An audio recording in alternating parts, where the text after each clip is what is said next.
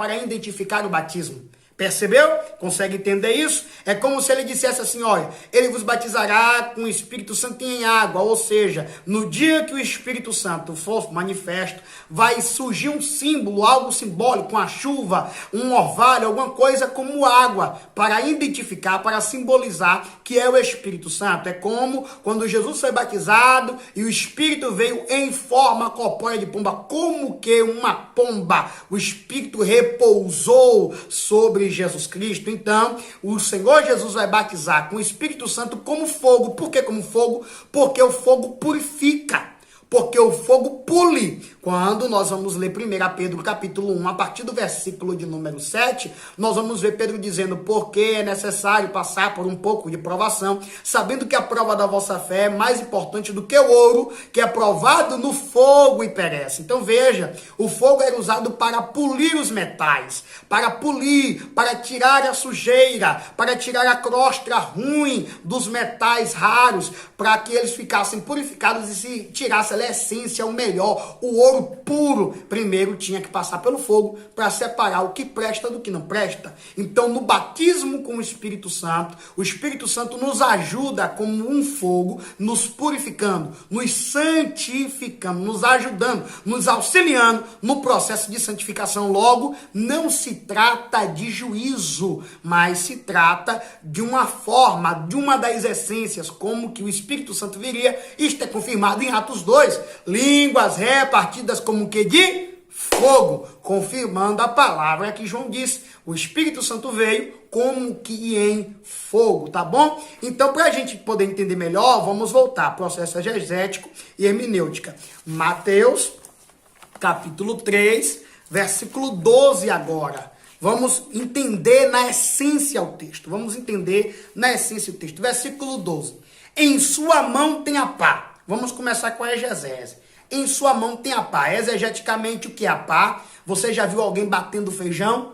Você já viu? Eu sou da Bahia, sou nordestino, eu já vi batendo feijão. Colhe-se o feijão ali, pega um pedaço de pau, que normalmente na ponta dele, ou quem nós chamamos também de uma palmatória, ou uma colher de pau grande, na ponta dele tem um formato como que de uma pá quadrado, e bate ali no feijão para separar a semente da casca, da palha, que nada serve. Então, a pá que o texto está falando aqui não é a pá que a gente usa hoje para pegar terra, para pegar areia, para bater uma massa de cimento. Não é isso. A pá aqui se refere a uma ferramenta, uma madeira usada na mão, que os agricultores usavam para bater o trigo, para separar a palha do trigo, tá bom? Por enquanto, estamos na exegese. Na exegese é isso daí. E limpará a sua eira. A eira, a região ali da plantação, onde o plantio era guardado, onde o plantio estava, que se recolhia ali o trigo, levava para um lugar de tratamento chamado eira, e ali era feito esta separação. Separará o trigo da palha, vai pegar o trigo, vai pôr no celeiro, o lugar para guardar, o celeiro, para guardar as sementes. Vai pegar a palha e vai levar para um lugar distante para poder queimar a palha. O que nós fazemos agora é exegese.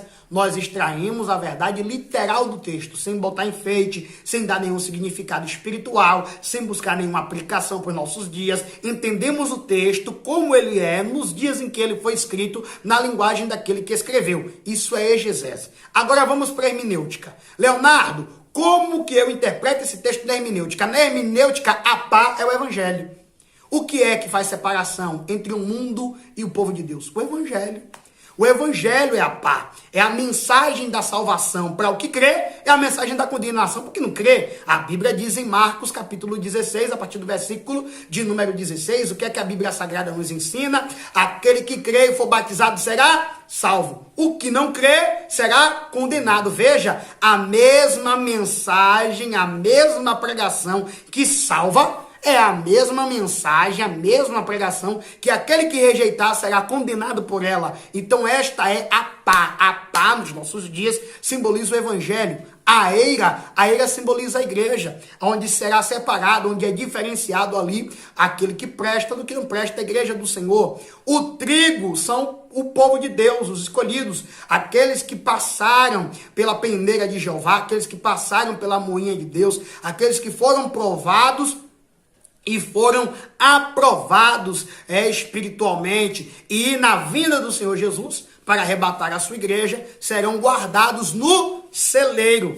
Então, a palha, os que rejeitaram a mensagem do evangelho, os que não quiseram fazer diferença, os que até foram para a eira, para a igreja, até tiveram na eira, até tiveram na igreja, até cantaram, até pregaram, mas quando a mensagem do evangelho, quando a pá do confronto, quando a pá da santidade, quando o evangelho genuíno de purificação, de arrependimento, bateu neles, eles eram palha, não era trigo, eles saíram, eles não aguentaram, não permaneceram, foi encontrado em falta a vida deles perante Deus. Então, esta palha vai ser lançada no fogo. Aí sim é o fogo do juízo. Então, está explicado exegeticamente e hermeneuticamente. O fogo do versículo 11 é o fogo purificador do Espírito Santo. E o fogo do versículo 12, esse sim, é o fogo da combinação, onde a palha, o que não recebe a mensagem do Evangelho, o que não crê na mensagem do Evangelho, o que não obedece à mensagem do Evangelho, será lançado.